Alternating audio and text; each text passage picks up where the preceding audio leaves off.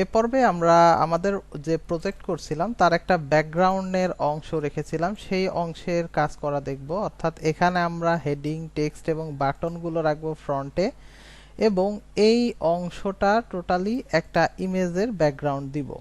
কেননা এতক্ষণ আমরা শুধুমাত্র কালার কোড বা কালারের নেম ব্যবহার করা দেখেছি, যেটা দিয়ে আমরা ব্যাকগ্রাউন্ড দিতে পারি। তো এখন আমরা দেখব যে এই অংশে আমরা আসলে কিভাবে ব্যাকগ্রাউন্ড দিতে পারি। তো এখানে আমরা এই অংশের নাম দিয়েছি হচ্ছে হিরো। দেখতে পাচ্ছেন যখনই আমি এখানে সিলেক্ট করতেছি, এটা হিরো সেকশনের এই পুরো এরিয়াটাকে কভার করে নিচ্ছে। তো এখন আমরা এই হিরো এরিয়ার ব্যাকগ্রাউন্ড দিব। তো ব্যাকগ্রাউন্ড দেওয়ার জন্য আমরা এই যে এটা হচ্ছে আইডি হিসেবে নিয়েছি হিরো। তো এজন্য আমি একটু কোডে ফেরত যাই, এখানে আমি একটু কোডটা করতে চাই। হিরো, এটা হচ্ছে আমার আইডি।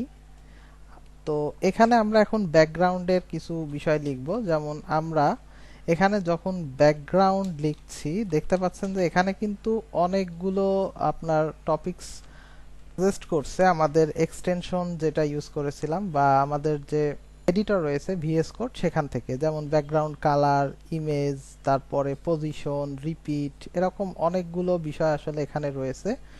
তো এখানে যদি একটু খেয়াল করি যে আমরা এত সময় যেগুলো ব্যবহার করছিলাম, এটা হচ্ছে ব্যাকগ্রাউন্ড আসলে কালার, কারণ এখানে আমরা কালারের কোড ব্যবহার করেছি। এখানে আমরা ডাইরেক্টলি কালার ব্ল্যাকও লিখে দিতে পারি। আমরা এখন একটু এটা বুঝে নিচ্ছি এই কারণে, যাতে পরবর্তীতে আমাদের কোনো কনফিউশন না হয়। তো এখানে আমরা কালার দিয়েছি, তাই জন্য আমরা এখানে ব্যাকগ্রাউন্ড জাস্ট লিখেছি। তো এই ব্যাকগ্রাউন্ড যদি আমরা এখানে প্রপার্টির নাম চেঞ্জ করে ব্যাকগ্রাউন্ড কালার করে দেই, তাহলেও কিন্তু এখানে কোনো পরিবর্তন হবে না।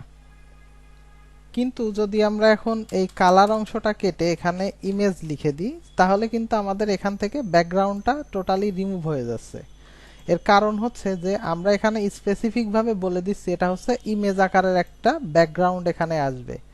তো মূলত ব্যাকগ্রাউন্ড কথাটা ব্যবহার করা হচ্ছে কমন হিসেবে, যেটার মাধ্যমে আমরা কালার কোড ব্যবহার করতে পারি, আবার চাইলে ইমেজের লিঙ্কও ব্যবহার করতে পারি। তো এজন্য আমাদের যে কোনো একটা আমরা ব্যবহার করতে পারি। জাস্ট জানিয়ে রাখলাম যে আমরা ব্যাকগ্রাউন্ড কালারও ব্যবহার করতে পারি। এখন আমরা এখানে দেখব হচ্ছে ব্যাকগ্রাউন্ড ইমেজের ব্যবহারটা। তো ব্যাকগ্রাউন্ড ইমেজ যখন আমরা লিখব, তখন কিন্তু আমাদের এখানে ব্যাকগ্রাউন্ড ইমেজের একটা ইউআরএল সেট করে দিতে হবে, অর্থাৎ ইমেজটা কোথায় রয়েছে। যেমনটা আমরা ফাইল পাথ লিখেছিলাম হচ্ছে ইমেজ ট্যাগের জন্য, এই যে এইচটিএমএল এর মধ্যে যেভাবে লিখেছিলাম। তো এখানে আমাদের এই মুহূর্তে কোনো ইমেজ ট্যাগ ব্যবহার করা নেই। তো আমরা যদি একটা ইমেজ ট্যাগ এখানে লিখি, তাহলে বিষয়টা ক্লিয়ার হবে হয়তো। এখানে এসআরসি ছিল, সেই এসআরসি বা সোর্সের মধ্যে কিন্তু আমরা একটা ফাইল পাথ লিখেছিলাম, যেখানে আমাদের ইমেজটা রয়েছিল। তো এই ক্ষেত্রে আমরা ঠিক একই কাজ করব, কিন্তু এখানে তো আর আমরা ইমেজ এইচটিএমএল এর ইমেজের কোড এখানে বসাতে পারবো না। তার জন্য এখানে সিএসএস এর যে প্রক্রিয়াটা রয়েছে সেটা হচ্ছে ইউআরএল, অর্থাৎ এই ফাইল পাথটা এখন এর মধ্যে বসিয়ে দিলেই হবে। তো এখন এই ইউআরএলটা কোথায় রয়েছে, আমরা যেখানে এই সিএসএস কোডটা করছি ঠিক তার উপরেই দেখতে পাচ্ছেন যে আমাদের কিন্তু আইএমজি ফোল্ডার। আমরা যদি প্রজেক্টের মধ্যেও দেখি, তাহলে এটা একটা ডিফারেন্ট একটা ফোল্ডার। তাহলে প্রথমে আমাদের ফোল্ডারের নামটা লিখে দিতে হবে, সেটা হচ্ছে আইএমজি। তারপরে অটোমেটিক্যালি দেখেন এখানে সাজেস্ট করতেছে যে ইমেজটা আমরা ডাউনলোড করেছিলাম, bg.jpg নামে সেভ করে রেখেছিলাম, সেটা এখানে চলে এসেছে। এবং আমরা যদি এখন এখানে ফেরত যাই, তাহলে এর ব্যাকগ্রাউন্ডে কিন্তু একটা ইমেজ দেখতে পাচ্ছি অলরেডি। কিন্তু এই ব্যাকগ্রাউন্ড দেওয়ার পরেও কিন্তু জিনিসটা এখনো সুন্দর হয়নি, অর্থাৎ এটার একটা নির্দিষ্ট হাইট দিয়ে দিতে হবে আমাদের। তো আমরা এটা একটু রিফ্রেশ করি, অথবা এখান থেকে ডাইরেক্টলি দেখি। তো এখানে দেখতে পাচ্ছেন যে এটার একটা ইমেজ পেয়ে গিয়েছে। এখানে আমি যদি মাউস নিয়ে যাই, তাহলে কিন্তু এটা আমাদের ইমেজটাকে শো করছে। তো এখন আমি এই সেকশনটার একটা হাইট দিব। তো এটার একটা হাইট দিলাম হচ্ছে 500 পিক্সেল। তো 500 পিক্সেল যখন ব্যবহার করতেছি, সেটা তখন এরকম দেখাচ্ছে। তো আরেকটু ছোট করে দেই, আমরা 400 পিক্সেল মতো করি। কিন্তু আমরা এখানে যেভাবে ইমেজটা দেখতে পাচ্ছি, দেখছেন যে এখানে একটা পাহাড়ের ছবি, কিন্তু এখানে নাই সেটা। এটার কারণ হচ্ছে আমরা কিন্তু এই ইমেজটা ব্যাকগ্রাউন্ড হিসেবে কিভাবে আসবে এটাকে বলে দিইনি। তো আমি একটু এটা বলে দিব। এখানেও যদি আমরা ব্যাকগ্রাউন্ড লিখি, তাহলে কিন্তু এখানে আমাদের সাজেশন আসবে যে ব্যাকগ্রাউন্ড আসলে কেমন হবে, এটার ব্যাকগ্রাউন্ড পজিশন কোথায়। যেমন দেখেন এখানে ব্যাকগ্রাউন্ড পজিশন হচ্ছে নিচে কিনা, একদম নিচের অংশ আসছে, সেন্টার দিলে এটা মাঝামাঝি আসছে, ইনহেরিট দিলে এটা আবার যে পূর্বের অবস্থায় ছিল সেই অবস্থায় ফিরে যাবে, ইনিশিয়াল এটাও একই অবস্থা, মানে একেবারে শুরুর অবস্থা। লেফট বললে ইমেজের যে লেফট সাইড, এখানে দেখেন লেফট সাইডটা আসছে। যদি এখানে মনে করেন রিভার্ট দেই তাহলে এটা আবার ওই যে উল্টা দিকটা, রাইট সাইড দিলে রাইট।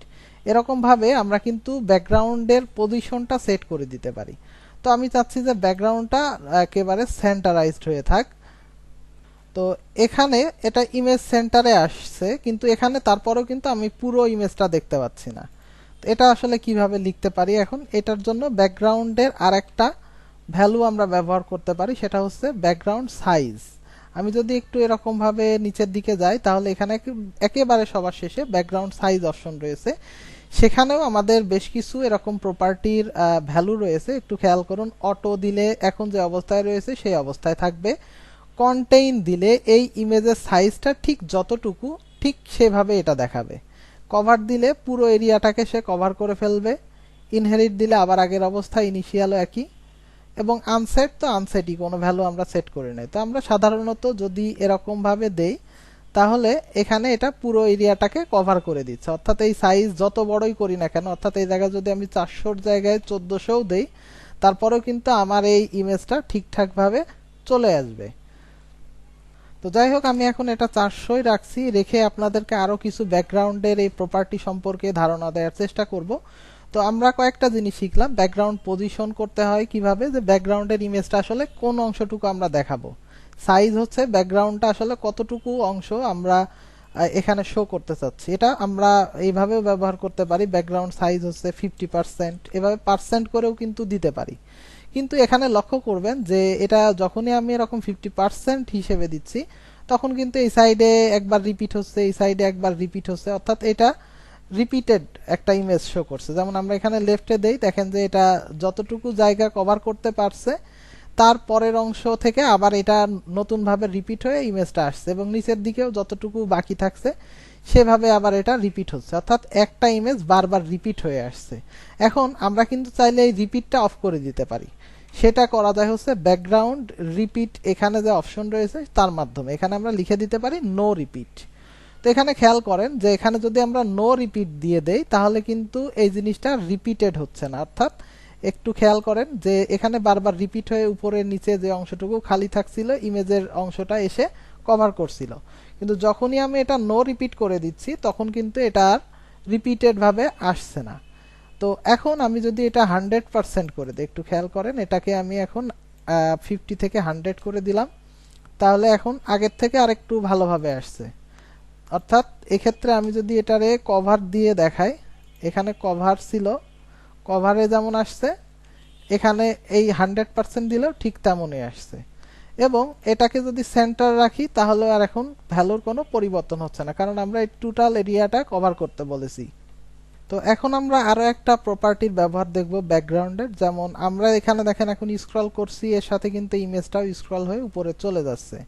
তো আমরা যদি চাই যে এই ইমেজটা এখানে ফিক্সড থাকবে, জাস্ট আমরা তখন স্ক্রল করে চলে যাব, তখন এই ইমেজটা নিচে থাকবে আর টেক্সটগুলো চলে যাবে উপর দিয়ে। অর্থাৎ সেক্ষেত্রে আমাকে ব্যাকগ্রাউন্ড অ্যাটাচমেন্ট এইটা ব্যবহার করতে হবে।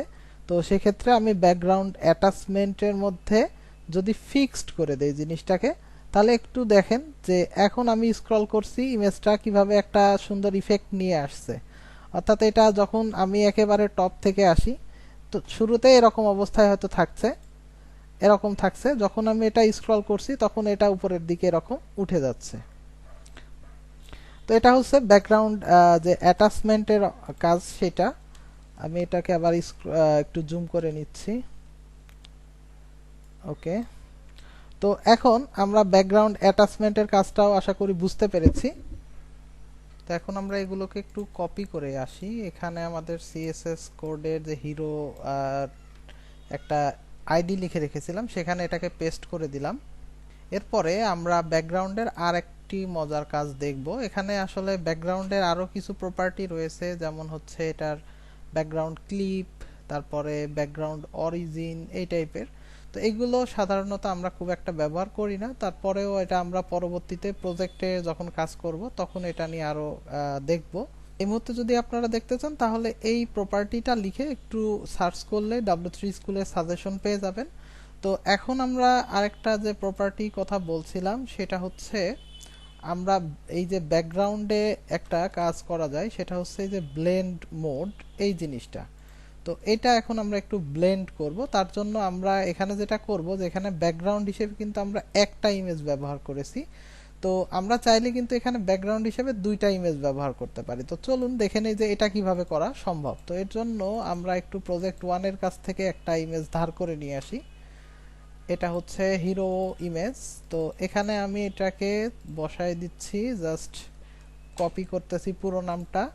এরপরে আমাদের যে প্রজেক্টের এই যে সিএসএস, সেখানে এসে একটা কমা দিব, দিয়ে এখানে আর একটা ইউআরএল লিখব। তারপরে এখানে আমাদের এই ফাইলের নেমটা লিখব, কিন্তু তার আগে অবশ্যই আমাদের ফাইলের যে পাথ সেটা ঠিকভাবে দিয়ে দিতে হবে। তো এখানে কিন্তু আমরা ইমেজটা পেয়েছি, কিন্তু ইমেজটা আসলে এখানে শো করছে না। এখানে একটু দেখেন যে ইমেজটা কিন্তু লোড হয়েছে, কিন্তু ইমেজটা এখানে শো করছে না। এর কারণ হচ্ছে যে এই জায়গাতে সব সময় দেখা যাচ্ছে যে আমরা সিরিয়ালি প্রথম যে ইমেজটা ব্যবহার করতেছি সেটা আগে আসে, এটা ঠিক তার নিচে আছে। তো এখানে আমরা যদি একটু এটার উইডথটা 50% করে দেই, আর এটাতে দেখা যাচ্ছে যে কভার না করে আরেকটু অন্যভাবে এটারে ঠিক করি, তাহলে হয়তো দেখতে পারতেন।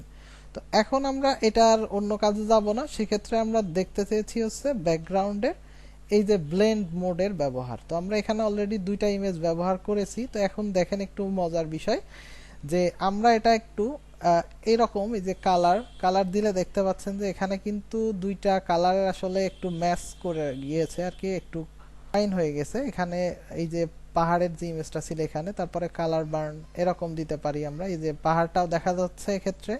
তো আমি এক্ষেত্রে একটা কাজ করি, এখানে ফিক্সড এই যে করেছিলাম এটা আপাতত ফিক্সড অফ করে এটা লোকাল করে রাখি বা স্ক্রল করে রাখি, তাহলে এটা ভালো বুঝতে পারবো। তো এখানে দেখতে পাচ্ছেন যে কালার বার্ন করলে একরকম, কালার এজ করলে আরেক রকম দেখাচ্ছে। এরকম ভাবে কিন্তু আমরা এটা বিভিন্ন ইফেক্ট দিতে পারি, যেমনটা আমরা ফটোশপে ইমেজের ইফেক্টের মাধ্যমে করতে পারি। তো আপনারা এটা ট্রাই করে দেখতে পারেন। তো আমাদের আপাতত এই প্রজেক্টের জন্য এরকম কিছু করতে চাচ্ছি না, জাস্ট এটা আপনাদের শেখার জন্য দিয়ে রাখলাম। আমরা এটা পরবর্তীতে কখনো দরকার হলে করব।